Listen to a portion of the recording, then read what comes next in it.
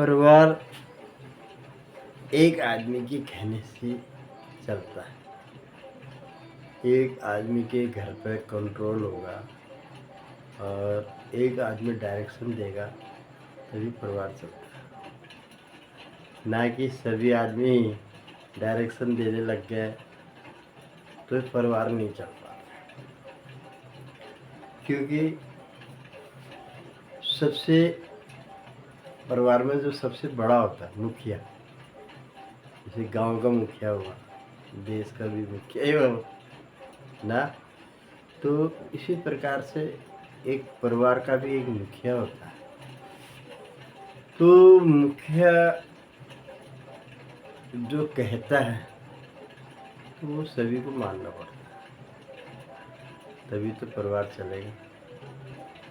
अब एक उधर को लग रहा है, एक उधर को लग रहा है, एक उधर कोई दाएं कोई बाएं, कोई पूरब कोई पश्चिम, तो परिवार कैसे चलेगा? परिवार चलता है एक आदमी का कंट्रोल होने के बाद। जब एक आदमी का कंट्रोलिंग होती है परिवार के अंदर तभी परिवार चलता है। और कंपनी भी जैसे एक ही आदमी का कंट्रोल हो तभी तो कंपनी भी चलेगी। 10 आदमी के कंट्रोलिंग में कंपनी भी नहीं चल पाएगी। वो कुछ कहेगा, वो कुछ कहेगा, वो कुछ कहेगा, तो वो भी कंपनी भी नहीं चल पाती और ना ही परिवार चल पाता। तो ये मैंने देखा है, आजमाया, कितने घर टूटते हुए देख रहे हैं मैंने। भाई भाई की नहीं बनती है, बाप बेटों की नहीं बनती है, मियाँ बीवी की तो बात ही छोड़ो, उनका तो झगड़ा दिन रात का लगा रहता है। सास बहू का झगड़ा दिन रात का लगे रहता है। तो मेरा कहने का मतलब है कि सबको एक मुट्ठी में रखो, एक मुट्ठी में रखो और सुनो सबकी। ये नहीं कि अगर सबसे हेड हो गया तो किसी की सुन ही नहीं रहा ना, ऐसा भी नहीं, वो भी गलत है। सभी की सुननी है, सभी की सुनो और उसी हिसाब से कार्य को करो। तो हमारा कहने का मतलब ये है। तो जैसे भी हो, जैसे बच्चे हैं, बुजुर्ग हैं, बच्चों ने भी ये समझना चाहिए कि हमारे बुजुर्ग हैं, बुजुर्ग ने भी सोचना चाहिए हमारे बच्चे, तभी तो परिवार चलेगा। ऐसे थोड़ी परिवार चल जाता है। तो संघर्ष करना भी एक बहुत बड़ी बात है। मतलब ऐसा हुआ एक जगह की, अभी कहते कहते मुझे कुछ याद भी आ गया। चलो ठीक ही हुआ, अच्छा ही है। तो जैसे भगवान विष्णु जो हमारे अन्नदाता कहो या कुछ भी कहो, तो एक बोला कि भगवान से कि और मैं जो हूँ, क्या कहते हैं, आप जो है बोला पृथ्वी में आओ, मैं ऊपर आपके सिंहासन में बैठता हूँ और मैं आपका सब कुछ देखता हूँ। तो बोला ठीक है, ऐसे तो आ नहीं सकता है। बोला कैसे आना पड़ेगा? बोला तुझे मृत्यु लेनी पड़ेगी। बोला जब तुम मरेगा तभी ऊपर आएगा, वैसे तो आ नहीं सकता। तो बोला हाँ, ये बात भी सही। तो उसने फिर बोला हाँ मुझे मंजूर है। तो वो उसने अपने आप को ठीक है बोला, मैं जैसे आप कह रहे हैं तो मैं करता हूँ। बोला वो मृत्यु उसने मान ली कि मैं मृत्यु तो उनने फिर उसकी मृत्यु निश्चित कर दी। नेमराज को बुला के बोला भाई ये कह रहा है तो इसकी भी बात मान ले। ठीक है। तो उसने जब ऊपर गया, जब मृत्यु हो गई तो सीधा फिर वो प्राणी तो हो गया, प्राण ऊपर गए तो वहाँ बैठा, बैठ करके जब उसने नीचे का बनाने लगा, ऐसा देखने लगा, तो उनने छोड़ दिया अपना जो सिंहासन था, उसके बगल में उसको बिठा दिया और बोला कि तू अब जो मैं करता हूँ वो तू कर, जो तूने कहा था बोला तो मैं मानता हूँ तेरी बात। जब वो करने लगा तो जब खेती थी तो अब हुआ ऐसा कि तो बात तो बता नहीं, भूल ही गया। तो बोला बारिश भी करते हो, बोला धूप भी करते हो, बोला सर्दी भी करते हो, ठंडी भी करते हो, ये करते हो वो करते हो, मैं अगर सिंहासन पर रहूँगा तो मैं कुछ नहीं करूँगा। खाली हम मौसम में मौसम बना दें। तो बोला ठीक है। जब उसने किया, वो जो कहानी का ये जो मोड़ है, वो मोड़ मैंने वहाँ लेके आया था। तो वो मोड़ मैंने पहले स्टार्टिंग में बोलना था, वो मैंने बोला नहीं। ठीक है, अब कहानी है तो उसको पता तो चल ही जाता है मोड़ मैंने कहाँ लिया था, फिर उसकी मोड़ कहाँ लिया था, तो समझ गए होंगे, ऐसी बात भी नहीं है। तो जब उसने पूरी खेती थी, बहुत अच्छी खेती हो गई, खेती इतनी अच्छी हो गई, बहुत ही खेती हो गई। अब खेती तो मेन तो खेती है, सबसे मेन क्या है, खेती है।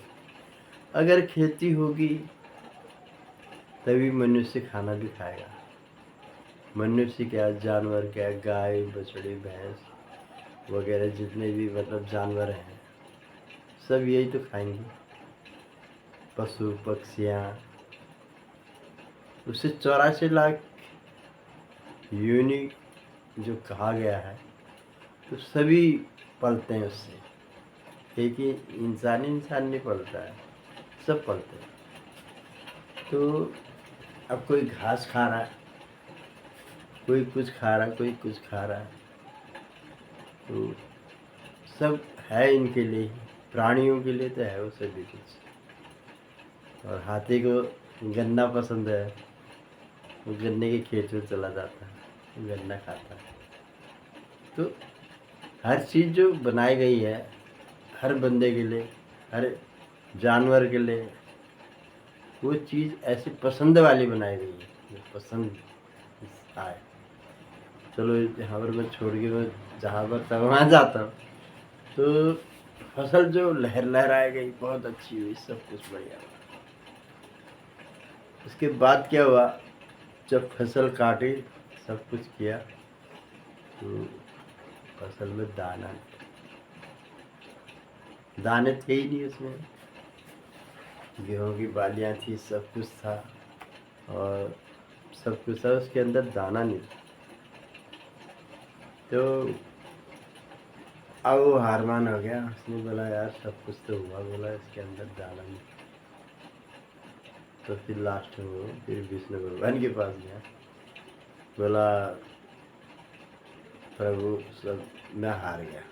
बोला क्यों, तू तो कह रहा था आप ऐसे ऐसे कर हर मौसम बनाते हो, ये करते हो वो करते हो, मैं तो एक ही मौसम रखूँगा। तो आज अब कैसे हार गया? नहीं, बोला मुझे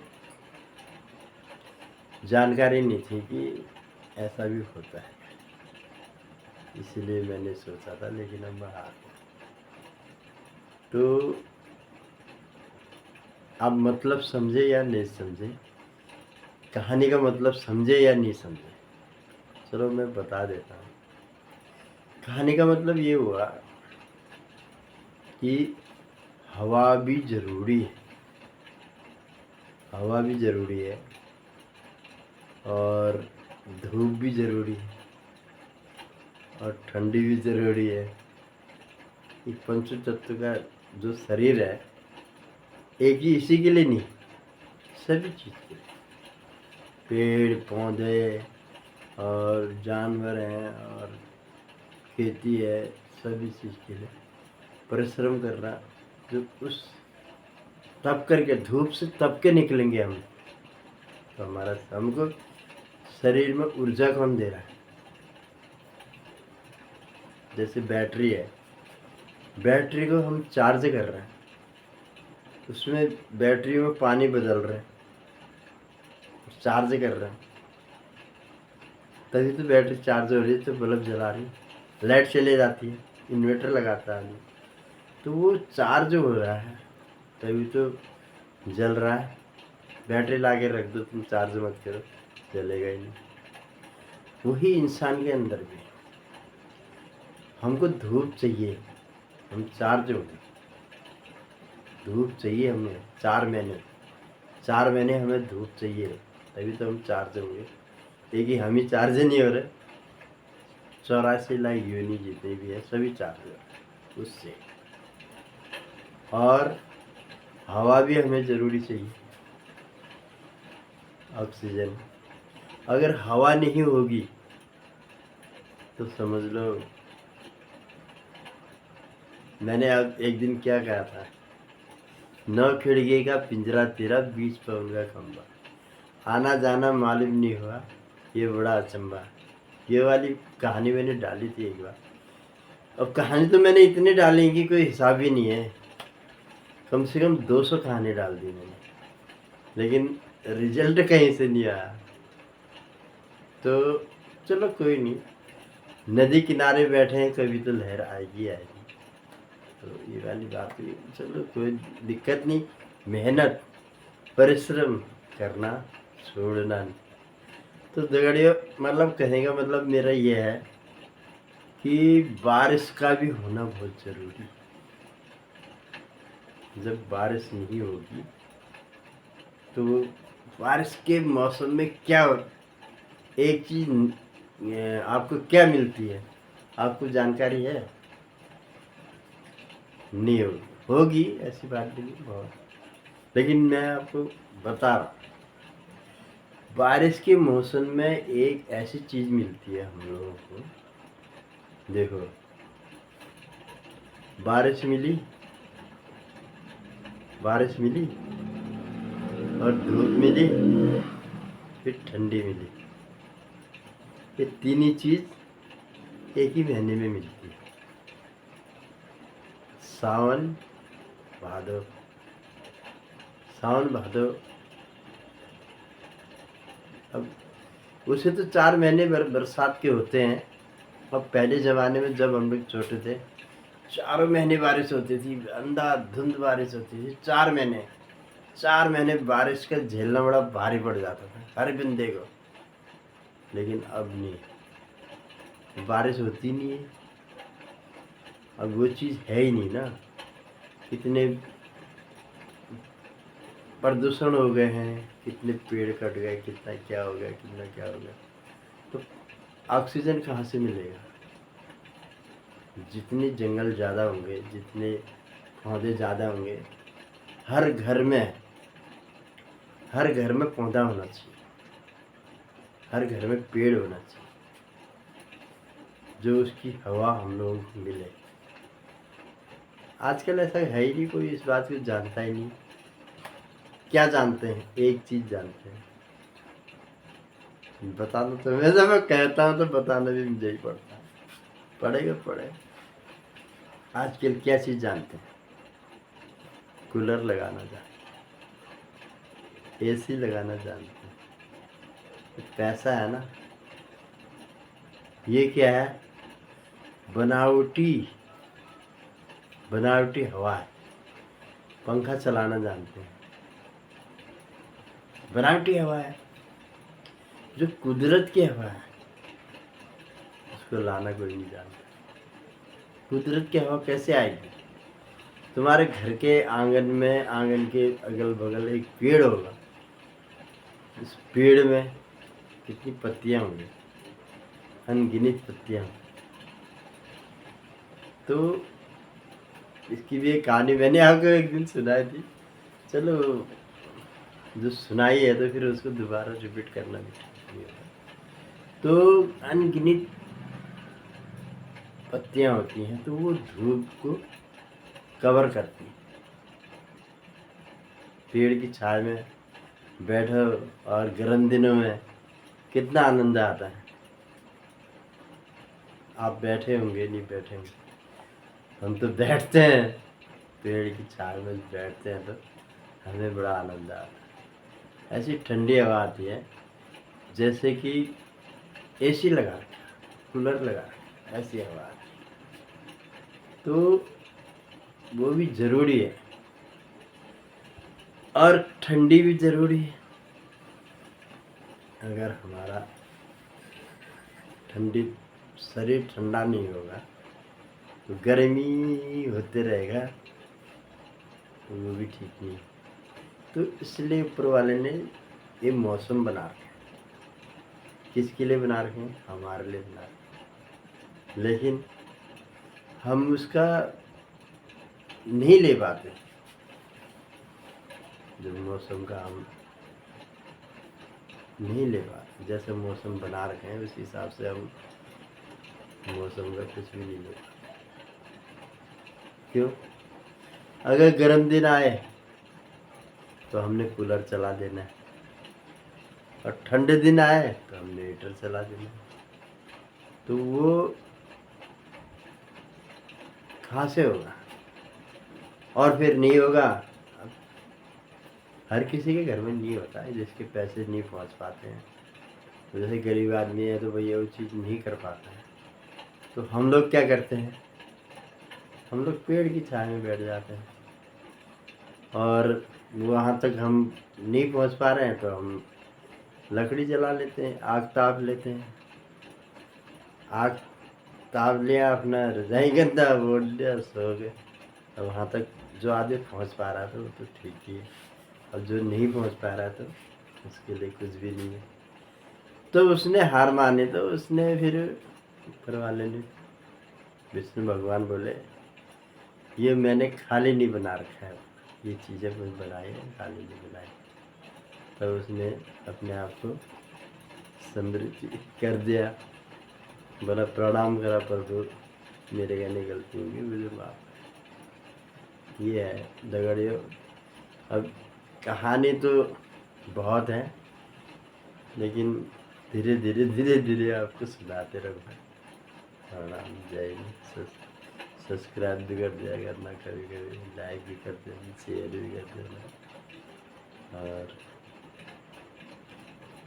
सब आप भी क्या हाथ में है। अगर आप बढ़ाते रहेंगे तो मैं खाने भी को भी बढ़ा दूँ।